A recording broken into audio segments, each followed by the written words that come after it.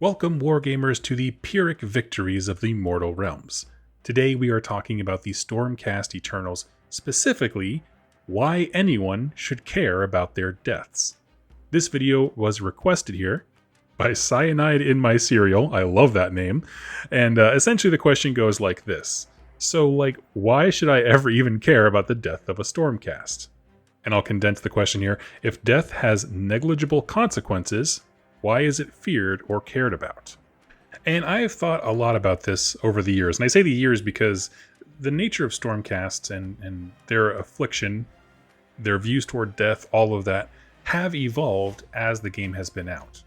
I think AOS launched in 2015 or 16, something like that. And the Stormcasts, with relation to how they perceive death, have changed quite a bit. So I will say, if you're reading the older books, I more than once stopped a book halfway through and was like, but why do I care? Now that we have a bit more consequence to death and stuff like that, a little bit more nuance with the setting and how souls work and that kind of thing, I get it. Because when they first dropped, oh, okay, they're Space Marines without any themes of sacrifice. It wasn't even unclear. It was clear that they were fighting, but not if they were flesh and blood fighters or automatons trapped in soul armor. In fact, during the game's first big rewrite, after they course-corrected from the epic failure that was the launch of AOS, one of the first things they did as writers was add stakes. So what I mean by that is the second edition of AOS began with the Soul Wars, where there was a lot of themes and ideas about Stormcast Eternals added in. For example, they have a flaw now, where they lose their minds as they reforge more and more. There was also this idea that the soul is somewhat malleable. Right? Sigmar achieved the Stormcast by grafting deific powers onto a soul. And Nagash did the same thing. They both started playing around. Even that Stormcast Eternal Battle Tome introduced a bunch of sick, dark-looking art that makes these guys terrifying. And for whatever reason, Games Workshop just kind of completely eased up on that theme for all of 3rd edition and then has now picked it back up for 4th. So what I mean by that is during the era of the Beast, reforging flaws were just never really talked about. There was probably Black Library books released in that time that spoke about them. But as far as the main ongoing narrative of the Stormcast, it was all about expansion, crusades, Kragnos, huzzah. There was a specific tale of sacrifice with Gardas Steel Soul during the Dawnbringer Crusades or whatever, but that dude sacrifices himself at the drop of a hat. So it's not he wakes up in the morning, oh, it's Tuesday, better sacrifice myself for Sigmar, right? That kind of thing. For everybody else, the themes were about fighting orcs.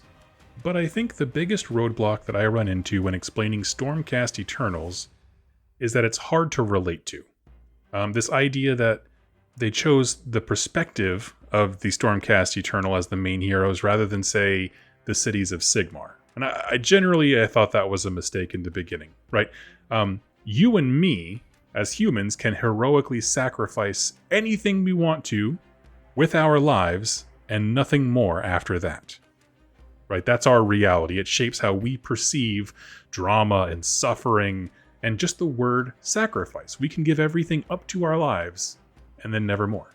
The Stormcast Eternal, as a fantasy race, because they're no longer human, they're ascended, are as much their own species as anything. This warrior's ultimate sacrifice is not their lives, like it is for us. It is their souls, which is a bit harder to capture on paper. Right? We can do very basic math for mortal victories. I lost X number of dudes to achieve Y goal. Was it worth it? Did I succeed? That kind of thing, right? We can end stories like that. For Stormcast, though, their sacrifice is on a much larger scale of time. Unless you are just getting thrown into the meat grinder after meat grinder, it's going to be a few hundred years, hopefully, before the flaws start to pop up. Which is why I think they should have gone with humans more, but that doesn't mean it's not a sacrifice. You might say, sure, Gardas gets to wake up again. Maybe a little worse for wear, but who cares if he loses his mind? We can just put him away. And I think that opinion, or the opinion that losing yourself, even if you're not dead, as not being a sacrifice is an error. And as an example, I come back to my medical career before all of this, I worked in the medical industry. I did hospice care for a little while. I worked on an advanced Alzheimer's wing at a nursing home, and there was a man who came in, and I met his family and friends and his old coworkers and his pastor from church, and everyone came in trying to visit him and make him smile. And every time somebody came in to visit this one patient we had, they were astounded by the rage and violence that this man could unleash. He didn't recognize anyone save for his daughter, and he was physically violent on a daily basis.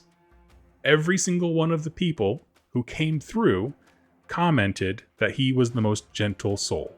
He was a teacher, he led a ton of sports, he was a coach, he donated to his community, he did all these things. And at a point in the progression of his illness, he lost himself. Now there's a person wearing the face of the one you loved who's a monster you cannot recognize. It is a heartbreaking story. It is something that families deal with every single day. I do not mean to minimize it. The point is, it's drama. You're losing something. Alzheimer's is a very serious condition, and I'm in no way making light or fun of it.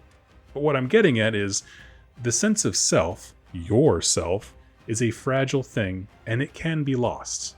It can also be sacrificed, separate from your life in this setting.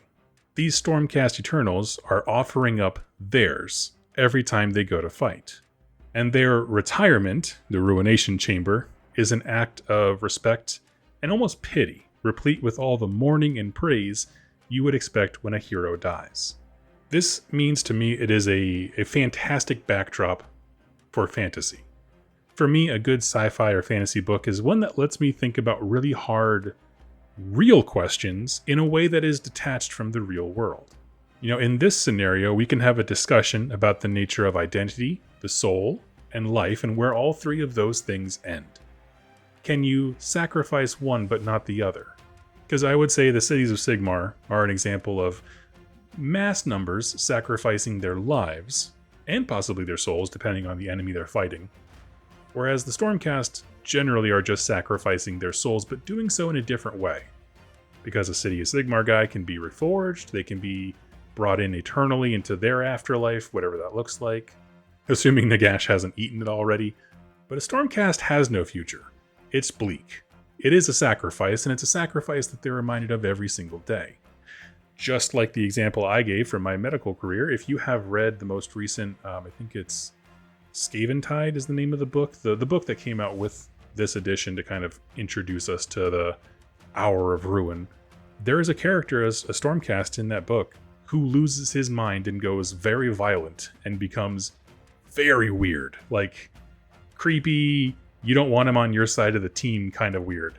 And so it's just heartbreaking to see these things. I do believe they've really touched on the idea of sacrifice of the self in a better way this edition than they ever have in the past, simply because there's better stories. The Ruination Chamber is as a great mechanism for telling those stories as well. And so I want to end this video like I end all of them, simply with waxing poetically about why I think this is cool. I will admit, I think this formula could use some tinkering, really dialing in and dialing up the drama. To Cyanide and Serial's point, I don't want consequences that take hundreds of years. I'd love if reforgings also introduce some kind of ailment or weakness, something that we can see the cracks form earlier, even if they're not debilitated by it. Something that makes the flaw seem much more of an active presence in their lives.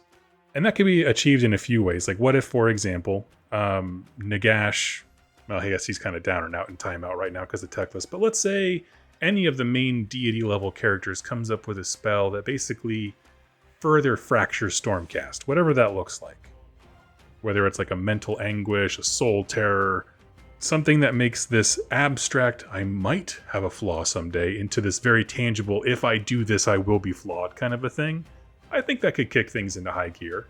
You could still have it be stuff that would kill a normal man, instantly, but a Stormcast can survive, but not unharassed, unchanged, so to speak.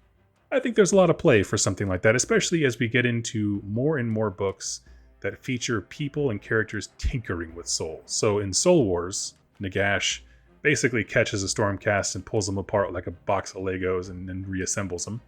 And then in Scaventide, I won't give spoilers, but another Stormcast is caught and they do some fun soul manipulation because they're basically using him like a battery, which is a really cool idea.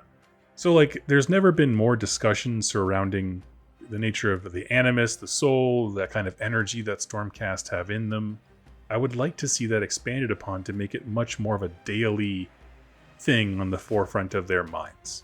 Cyanide and Cereal, I hope that this answered your question about why we should care about sacrifices of the Stormcast Eternals. In short, they are sacrificing something, it's just not what we can, and that is a limit that was placed on them by essentially the writer team choosing to follow Stormcast rather than humans as sort of their main heroes. But we are where we are. I will say that new characters like Iridan, I always get the name wrong. I actually had to Google it just to make sure I didn't get it wrong. Iridan is another great example of a character whose purpose and stuff like that in the Stormcast breeds good questions. Strong moral problems that are things that the Stormcast need to face, right? And that's the drama that keeps them interesting. When does someone need to die? When have we lost the person even if the body remains? What do you do with that? How do you honor that person with their remnants, essentially? How long is it moral to keep them fighting? How moral is it if they're a danger to the people around them? Wonderful questions. I'd also like to see them expand the idea of Morda. That's Morda being a god of death that kind of features prominently in the iconography of the Ruination Chamber. Because, again, engaging with the idea of death or a god of death for a faction that supposedly never tastes it is interesting to me. Or at least that's the sales pitch for a Stormcast, right? You're going to live eternally, Eternals in the name, and fight forever and beat up chaos. And yet there's this whole underseed of dysfunction, of brokenness, there's a death god tied to Sigmar's, pantheon of allies. It's all this strange stuff. You're like, that is incongruent with being a golden poster boy who never dies, right? It's just a lot of those things. And that's where I think a lot of the drama happens for characters.